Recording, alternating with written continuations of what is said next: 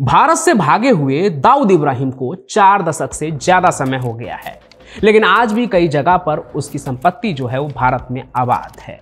न जाने उसके कितने ही संपत्ति को सरकार ने जब्त कर लिया, कितनी ही बार उसकी नीलामी हुई, लेकिन दाऊद का नाम उन संपत्ति उन प्रॉपर्टी से ऐसे जुड़ा है कि उस पर कुछ और हो ही नहीं पाता है।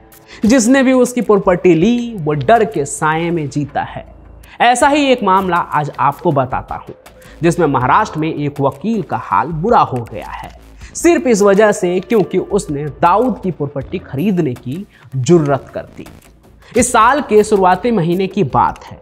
5 जनवरी 2024 को महाराष्ट्र के रत्नागिरी में अंडरवर्ल्ड डॉन दाऊद इब्राहिम के पुश्तैनी जमीन की नीलामी हुई थी और इस नीलामी में दाऊद के कुल 4 प्रॉपर्टी शामिल थे, जिसमें से एक की बोली 2 करोड़ लगी और दूसरी की बोली 19 लाख। लेकिन आपको जानकर हैरानी होगी कि इस जमीन को खरीदने के लिए कोई आया ही नहीं। वो इसलिए क्योंकि डॉन का खौफ ही कुछ ऐसा है कि लोग ये हिम्मत करने को राजी ही नहीं हैं कि वो दाऊद की जमीन पर कब्जा करे, भले ही पैसा देकर भी, अपने नाम पर लेकर भी, लेकिन डॉन के जमीन पर वो कब्जा नहीं करेंगे। ऐसा जो है ना, पहली बार नहीं हुआ था कि दाऊद की किसी जमीन की नीलामी हो सरकार के जरिए। इससे पहले भी दाऊद की कई प्रॉपर्टी की नीलामी हो चुकी है, लेकिन जिसने भी दाऊद के जमीन को खरीदा ना, वो आज सालों बाद भी खून की आंसू रो रहा है। और ऐसा मैं क्यों बोल रहा हूँ वो आप आज की कहानी सुनेंगे ना तो समझ जाएंगे। तो देखिए, ये सब कुछ शुरू होता है साल 2000 से। इस साल मुंबई में एक दिन कोलाबा के एक डिप्लोमेट होटल में नीलामी चल रही थी। आपको बता दूं कि ये कोई आम नीलामी नहीं थी, जैसा कि मैं बात कर रहा हूं, डॉन के ज़मीन की नीलामी थी। मुंबई अंडरवर्ल्ड के डॉन दाऊद इब्राहिम के प्रॉपर्टी की नीलामी थी। मुंबई हमले को बीते अभी 7 साल ही हुए थे और शहर में अंडरवर्ल्ड की जड़ें अभी भी पूरी तरह से उखड़ी नहीं थी। बम्बई से मुंबई हुए शहर के फिजाओं में अभी भी डॉन का आतंक जो है वो फैला ही हुआ था। इसी बीच जब डिप्लोमेट होटल में दाऊद के 11 संपत्तियों की नीलामी शुरू हुई तो पूरे देश की निगाहें उस पर टिकी थी कि आखिर वो कौन होगा जो डॉन के प्रॉपर्टी को अपना बनाएगा। जगह, दिन, वक्त सब तय था। वो वक्त भी आ गया जब इनकम टैक्स ऑफिसर नीलामी करने के लिए तैयार थे, लेकिन नीलामी शुरू होने के इंतजार में ही खत्म भी हो गई, क्योंकि सुबह से शाम हो गई पर कोई भी दाऊद की प्रॉपर्टी की बोली लगाने के लिए वहां आया ही नहीं। इस वक्त तक दाऊद को भारत छोड़े लगभग 15 साल हो गए थे, लेकिन ये उसका खौफ ही था कि किसी में ये हिम्मत ही नहीं हुई कि साल 2000 में भी दाऊद की संपत्ति कोई खरीदे, भले ही नीलामी में। पर कहानी बस इतनी नहीं है, क्योंकि जिस दिन इस नीलामी में कोई नहीं आया उसके अगले दिन ही डॉन के इन्फ्लुएंस की खबर हर जगह चलने लगी। इस खबर ने लोगों के बीच डॉन की धाक और भी फैला दी कि देखो, 1 दशक हो गया लेकिन उसके बाद भी मुंबई में डॉन का दबदबा ऐसा है कि कोई उसके जमीन को नीलामी में भी खरीदने की हिम्मत नहीं कर रहा है।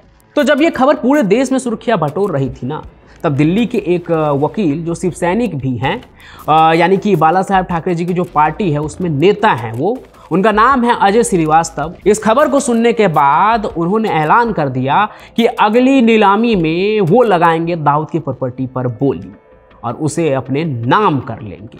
अब देखिए, शिवसेना और दाऊद के बीच रंजिश जो है ना वो काफ़ी पुरानी है और वो रंजिश इतनी गहरी थी कि एक बार दाऊद ने बाला साहब ठाकरे की नाम की सुपारी निकाल दी थी। मारने वाला तो बाला साहब के घर तक घुस गया था। खैर, ये कहानी तो आप सुन ही चुके हैं। आज की कहानी में इसे बताने का मकसद ये है कि जब शिवसेना से जुड़े वकील ने बोली लगाने का ऐलान किया तो खलबली और भी मच गई। और भी हंगामा तब मचा जब अगली नीलामी मार्च 2001 में हुई और उस नीलामी में अजय श्रीवास्तव ने बोली लगाई और मुंबई के नागपाड़ा के जयराज भाई गली में जो दाऊद की दुकान थी वो उनके नाम हो गई। ये बात अलग थी कि उस नीलामी में बोली लगाने वाले वो अकेले थे, पर पहली बार किसी ने नीलामी में दाऊद की संपत्ति को अपना बनाया था। ये खबर इसलिए और भी ज़्यादा बड़ी बन गई।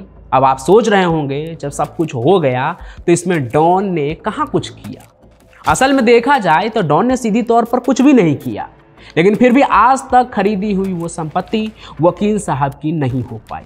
पाई चुकाने के बाद भी दाऊद के नागपाड़ा वाले दुकान पर उनका कब्जा नहीं हुआ। कहते हैं मुश्किल से बस एक बार वो उस दुकान को देख पाए, वो भी तब जब वो पुलिस बंदोबस्त के साथ उस दुकान पर कब्जा करने गए थे, लेकिन ये हो नहीं सका। दाऊद की दुकान हासिल करने के लिए अजय श्रीवास्तव ने कोर्ट में मुकदमा भी दायर किया, जिसमें दूसरे तरफ दाऊद की बहन हसीना पारकर थी, जो उस पर अपना अधिकार बता रही थी। पहले तो कई तारीखों पर पारकर की तरफ से कोई अदालत में ही नहीं आया, मतलब दूसरी तरफ से वो इस केस में अधिकार के लिए इसलिए बस इन्वॉल्व हुए थे ताकि इसे लंबे से लंबे समय तक खींचा जाए। लेकिन जब अदालत ने चेतावनी दी कि वो एक तरफा आदेश दे देंगे, तो हसीना पारकर के वकीलों ने आना शुरू कर दिया तारीख पर। साल 2011 में अजय श्रीवास्तव ने मुकदमा जीत भी लिया, बावजूद इसके उस संपत्ति पर आज तक उन्हें कब्जा नहीं मिल पाया और वे अभी भी अदालतों के चक्कर लगा रहे हैं। अब आप सोचेंगे कि जब कोर्ट की तरफ से भी उनको मिल गया है, वो जीत चुके हैं केस, फिर उन्हें ज़मीन क्यों नहीं मिली, उन्हें वो दुकान क्यों नहीं मिला? तो असल में कोर्ट ने जो जजमेंट दिया, दाऊद की बहन हसीना पारकर ने बम्बई हाई कोर्ट में उसे चुनौती दे दी। अब आप सोच रहे होंगे कि हसीना तो अब इस दुनिया में है नहीं, उसकी मौत हो चुकी है, फिर भी प्रॉपर्टी क्यों नहीं मिली? तो आपको बता दूं कि डॉन दाऊद की माफिया बहन हसीना के मौत के बाद ये केस उनके बच्चे लड़ रहे हैं।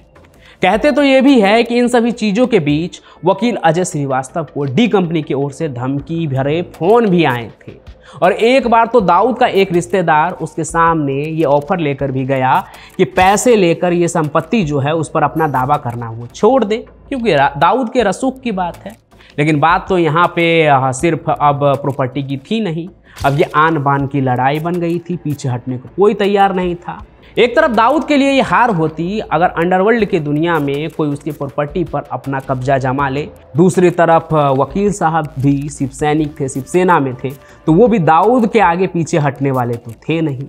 इसलिए अजय श्रीवास्तव ने एक बार संपत्ति मुंबई पुलिस को भी दान में देने की पेशकश की, लेकिन मुंबई पुलिस ने भी उस विवादित प्रॉपर्टी को लेने से मना कर दिया।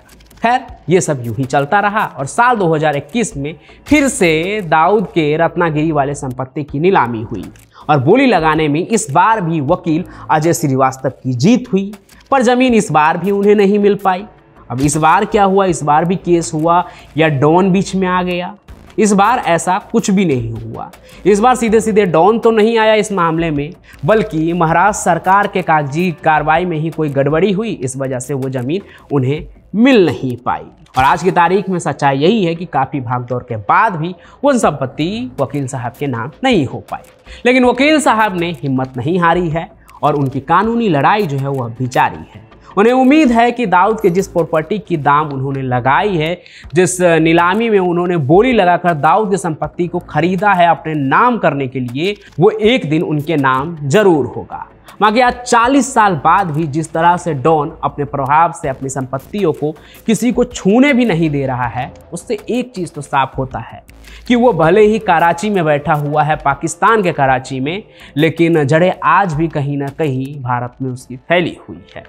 वैसे ये पूरी कहानी सुनने के बाद आप क्या सोच रहे हैं? आपको क्या लगता है कि दाऊद की संपत्ति पर क्या करना चाहिए? सरकार को कैसे कदम लेनी चाहिए? इस तरह के डॉन के जो बेनामी संपत्ति होते हैं या जिस तरह से वो भारत में आतंक फैलाते हैं, उस हिसाब से उनके संपत्तियों के साथ क्या होना चाहिए, ये आप कमेंट में ज़रूर लिखिए। साथ ही साथ इस कहानी को लाइक कीजिए, ज़्यादा से ज़्यादा शेयर कीजिए, हमारे इस चैनल को सब्सक्राइब भी ज़रूर कर लीजिए। मैं पंचम प्रकाश आपसे मिलता रहूंगा किसी और सफर में किसी और कहानी के साथ। तब तक के लिए आपका बहुत बहुत धन्यवाद।